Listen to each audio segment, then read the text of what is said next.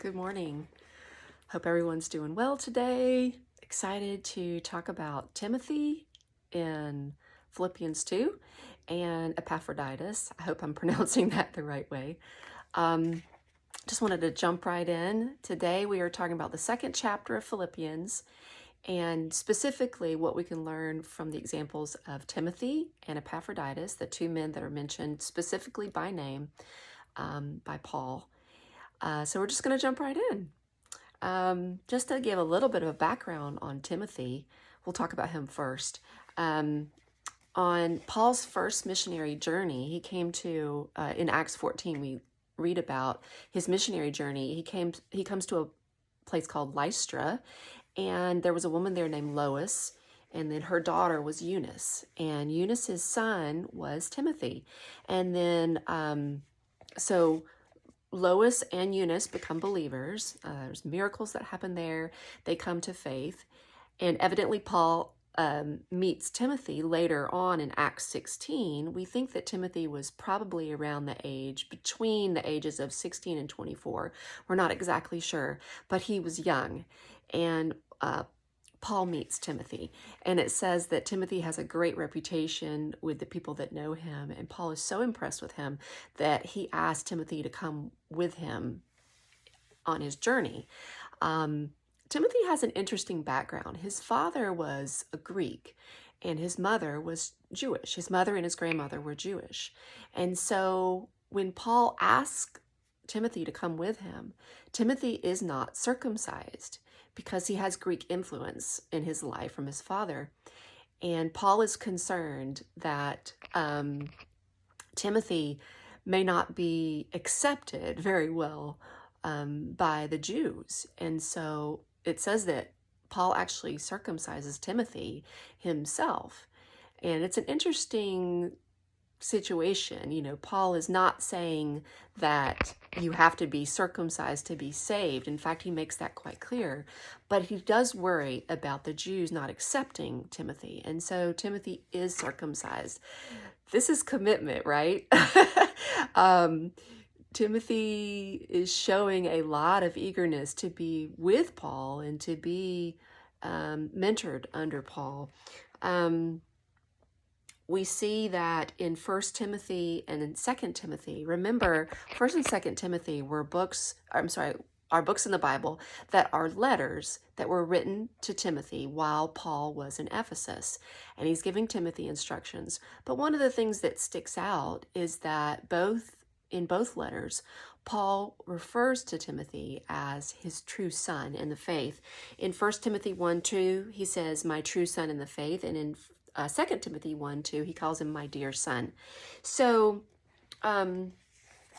we know that Paul looked at Timothy as a spiritual son and as his family. Later on, when Paul would be facing his own death, he requested that Timothy be there. So we know that they had a very close relationship, and we know that Paul considered Timothy to be his spiritual son. So in verse 1, it says, Paul and Timothy, bondservants of Christ Jesus. You know, Paul is lifting up Timothy as his partner in the faith, as someone that he wants the church in Philippi to take note of. So he's giving honor to Timothy by mentioning him at the beginning of Philippians. In verse 19, it talks about how Paul is using Timothy to visit the Philippian church to see how they are doing. So he trusts Timothy a lot to be a messenger, to go find out how the Philippi church is doing. In verse 20 through 22, I think this is really important, so we're just going to read it. He says, "For I have no one else of kindred spirit who will genuinely be concerned for your welfare, for they all seek after their own interest, not those of Christ Jesus. But you know of his proven worth, that he served with me in the furtherance of the gospel like a child serving his father. Therefore, I hope to send him immediately as soon as I see how things go with me." So there's a lot of things that we can glean from just these few verses. So Paul calls Timothy a kindred spirit. And I think that that is kind of a cool thing to think about, how we as believers, we're family with all believers, but not everyone feels like a kindred spirit. Um, Even in the house of the Lord, there are people that you connect with on an emotional level or on a personality level or just in a kindred spirit way, that you work really well together in God's kingdom. And Paul found that in Timothy. He says he's a kindred spirit. He looks out for your welfare just like I would. And then he says, for they all seek after their own interest, not those of Christ Jesus. Paul is admitting that most of us, I'll put myself in this category, most of us look after our own interests, not those of Christ Jesus. But he saw something really amazing in Timothy. He says, Timothy looks after the interest of Christ and after your interest, just like I would. So he also says that he's genuinely concerned for your welfare. When you find someone that is genuinely concerned for the welfare of others, that is something to be imitated and something to be learned from and something to lift up. And when you find yourself being genuine in your concern for others, because not all the time are we genuine, but when you are genuinely concerned, that is something to teach. Paul just wasn't concerned about teaching Timothy his duties in the church or things he was to do. He was concerned about Timothy's heart and his genuineness toward the body of believers. When we are teaching people how to serve in the church, it is not just about the time they put in or the check marks that they put on their piece of paper saying, I did this, but it's also about their heart and their motives. And Paul understood that he had something very special in Timothy because Timothy's heart was genuine toward the believers. It says he served me in the furtherance of the gospel. So it wasn't just about a program. It just wasn't about growing the church. It was about the furtherance of the gospel. Timothy got it. When his mother and his grandmother became converts, they gave Timothy that same faith, which is such a huge lesson for us. If you have family, if you have children, your faith will make an impact on them, good or bad. If you have weak faith, they will learn from that. If you have a strong faith, they'll learn from that. But he says that Timothy served him in the furtherance of the gospel as a son serving his father. So again, it wasn't just about that Timothy was a cool kid or that he had lots of talents. He was devoted to Paul. He was devoted to the gospel, but he was devoted to Paul as a son. So the thing, and this is not coming from me, this has been talked about many times over on the internet, but be a Timothy and find a Timothy. That is what I got out of this. If you're going to be a Timothy, that means that you have to find a spiritual father or mother in the faith to follow, to imitate. So many times in our culture, we think, well, we should know everything. We should know what we're doing. And it is very uncommon in our culture for someone to really admit that they need a mentor, that they need someone to teach them and inspire them and show them the ropes. Timothy was very eager to be that for Paul. He says, I am eager to serve. I am eager to be under you, to learn from you. And I think that's important. If you are 18 or 50 or 60, find someone that can be your spiritual father or mother in the faith that you can learn from, that you can study under them, that you can imitate them. The other thing is, find out how to serve in the furtherance of the gospel. There are so many people that are serving in God's church, and why shouldn't you find someone that you can learn from as they serve? Be willing to step in and lead when needed.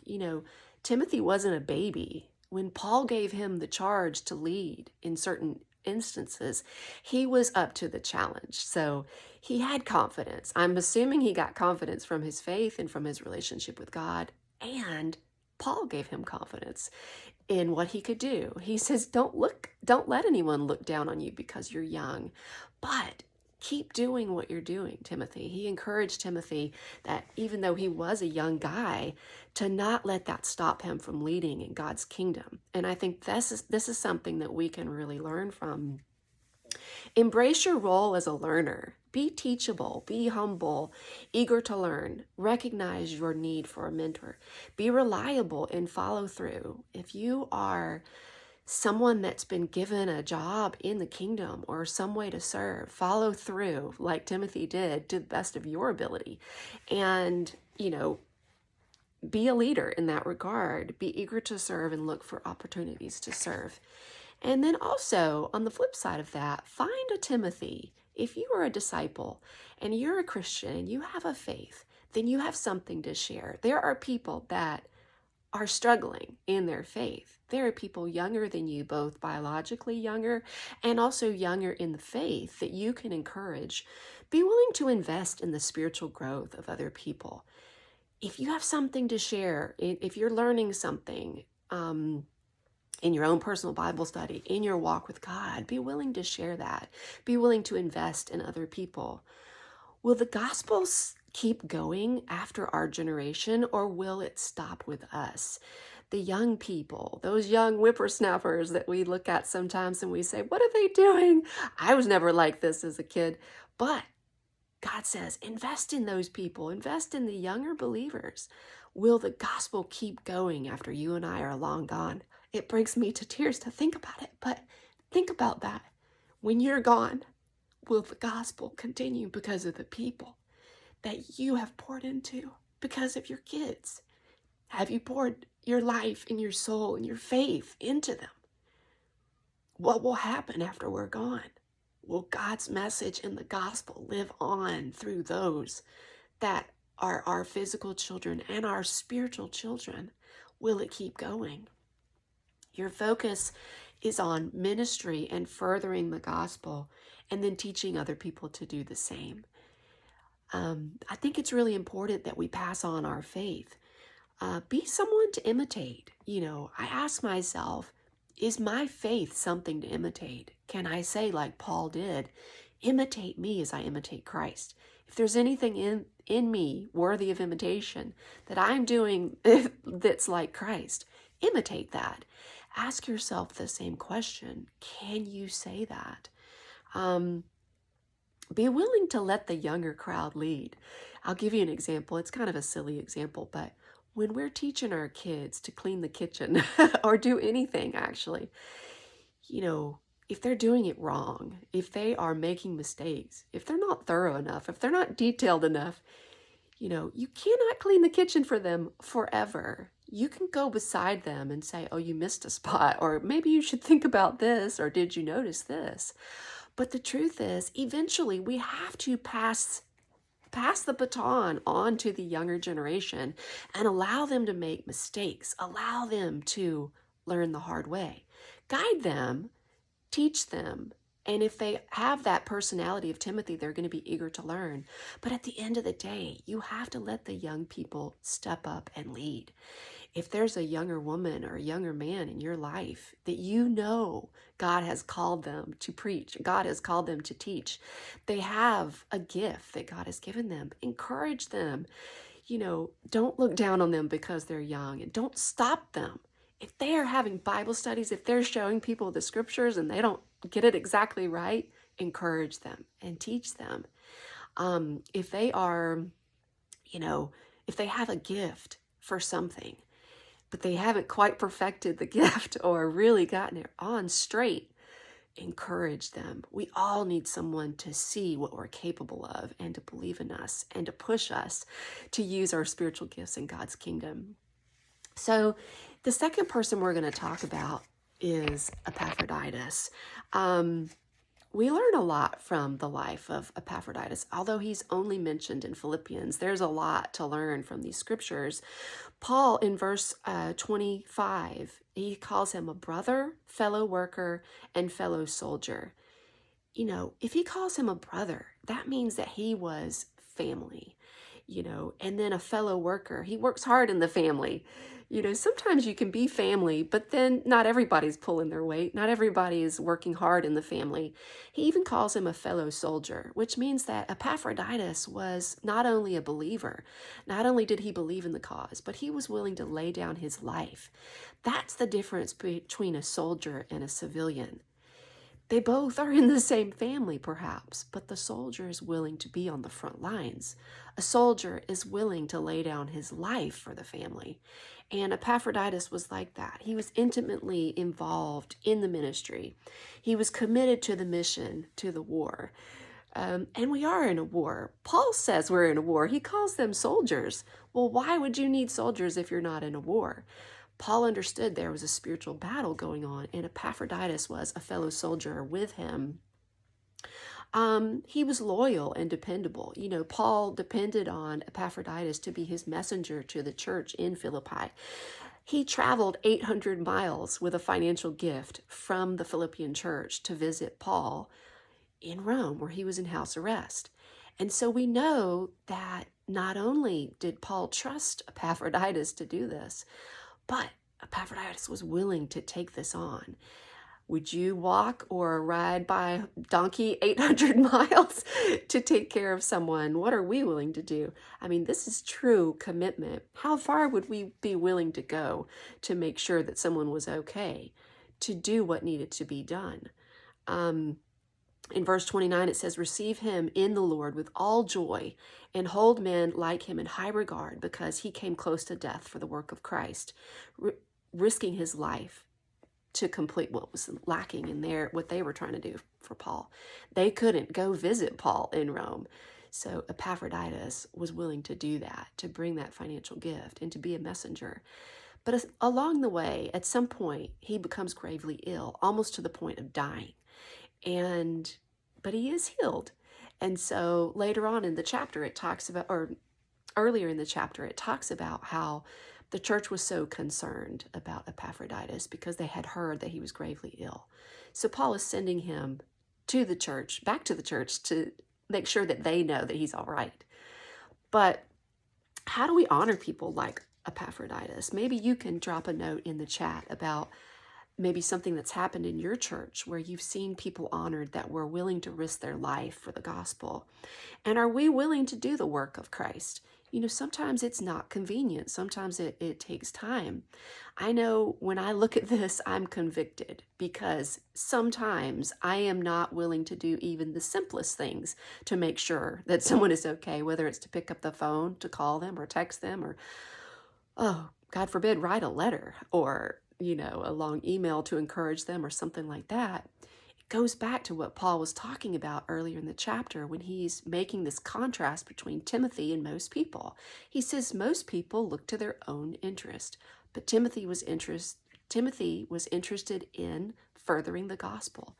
So really convicting these two men, Timothy and Epaphroditus, who Paul talks about, mentions by name, and gives us so much to imitate when we look at their lives. I hope that you are getting a lot out of your study in Philippians and really digging deep. Like I said before, we're going to know this book inside and out and be able to quote it and be able to teach it when we're done. But I love you guys. I hope you have an awesome day, and I'll see you tomorrow.